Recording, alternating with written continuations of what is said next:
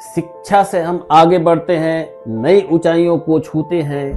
प्रिय दोस्तों, मैं रमाश्रय भारद्वाज। दोस्तों, शिक्षा किताबी ज्ञान नहीं है, यह एक व्यक्ति तो विकास का सबसे शक्तिशाली माध्यम है। भारत की साक्षरता पर 1951 में केवल 18% थी, 1981 में 41% थी और अब 76% है। यही वो शक्ति है जिसने भारत को बदल दिया। शिक्षा क्या करती है?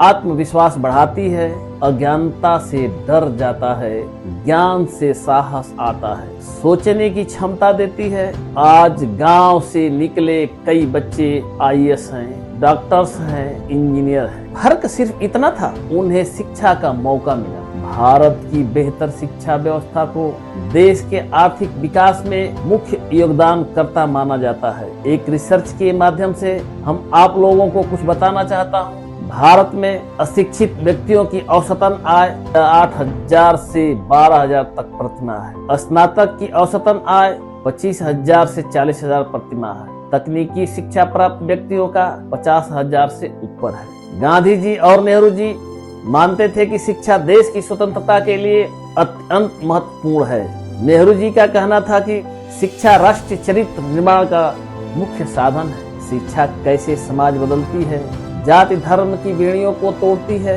आज IT इंडस्ट्री में मेरिट मायने रखती है, जाति नहीं। पढ़ी लिखी महिलाएं आज आत्मनिर्भर बनती हैं। महिलाएं पढ़ती हैं तो पूरा परिवार पढ़ता है। माँ पढ़ी लिखी है तो बच्चे भी शिक्षा को प्राथमिकता देते हैं। आज भारत IT सुपर पावर है क्योंकि हमारे इंजीनियर्स ने दुनिया भर में लोहा मनवाया है।